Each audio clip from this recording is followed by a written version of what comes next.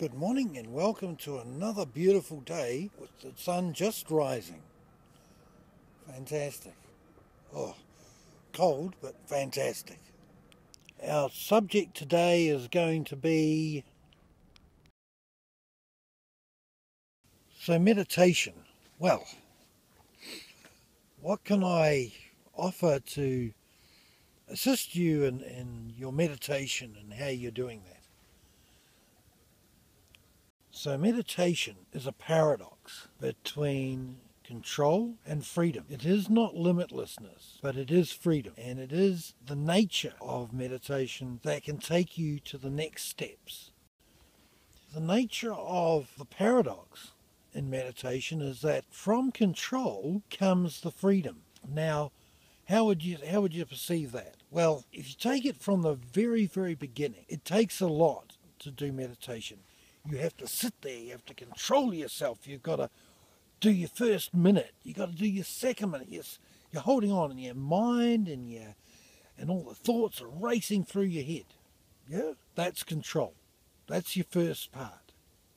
That's where you begin, with all that chaos in your mind. But over time, you actually become more at peace with the process, and not only that, but you don't have to be so dictatorial to yourself. You don't have to say, I got to sit here for 20 minutes and I'm going to hold my space and I'm just going to meditate. No, you don't have to do that anymore, do you? You just simply do. And you be and you become. And the more you do it, the more at peace you become. And then there's a freedom that occurs from that. So that's the nature of the paradox within meditation. And it's really important to look at that. And you'll understand why as you get into your meditation. It's very important to recognize the paradox of control and freedom. It will really substantiate a lot of your meditation, and it will really help break through a lot of ground later on. The end result we really want is to have that freedom. And that freedom is the freedom from mainly this, at first, this control mechanism. That's the control mechanism there, the head, the brain, the thoughts. And in that release and that becoming of freedom, you'll find very, very, very quickly that you'll see everything around you, you'll look at it, and it'll be different. Everything. You're walking down the street, you're in a bus, you're with somebody, it'll all be different.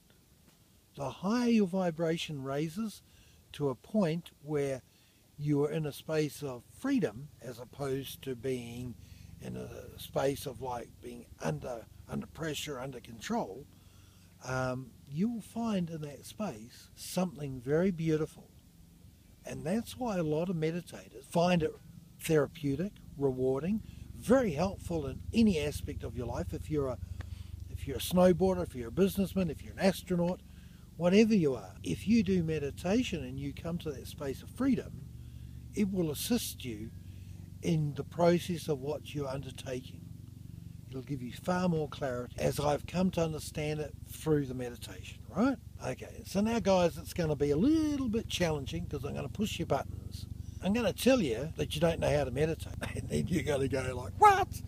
You just told us. And I'm going like, well, I told you one part of it, but that's not meditation. So like anything, you have to go through stages. And even the greatest yogis, some of the greatest yogis, are still at that stage of freedom, and that's not it. So I really want to take you back a step now. I've given you the full raft of what can come into your freedom. Now I'm going to take you back a step, and I'm going to stop you where you are so that you can look at yourself and you can look at your creation points in your life.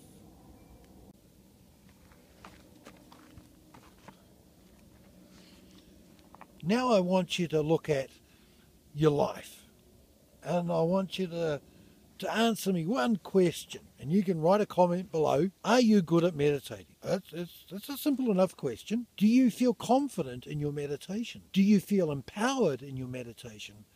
And do you feel like you have the ability in yourself to meditate? Now, it's quite cryptic what I just said, but please, if you want, replay that section and just listen to it and feel into it for yourself.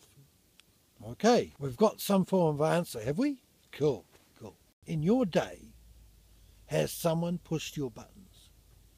Has someone actually made you feel vulnerable?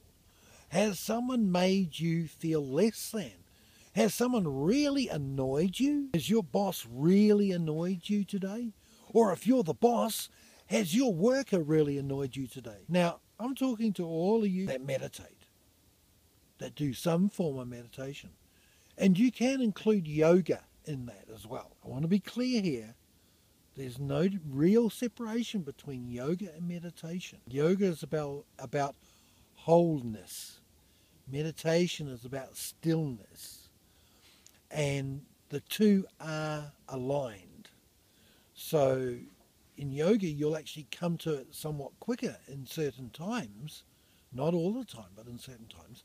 And so you should be able to respond to this equally. So has someone really pushed your buttons today? Even me, maybe I've pushed your buttons. I've established that a lot of you who are doing meditation are getting triggered throughout your day or in your life.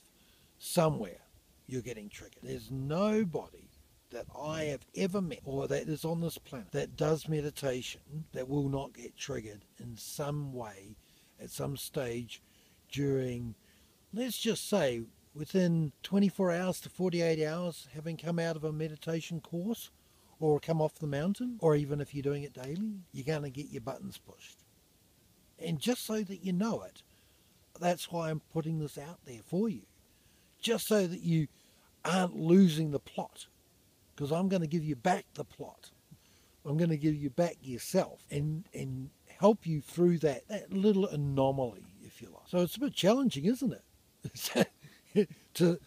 That's to say the least. And it's like, well, how do you know that? Yeah, it's like this. Most beloveds use meditation as a comfort zone. And I'll repeat that. Most meditators use their practice as a comfort zone. And they are still affected by the environment around them. And that's pretty well much it.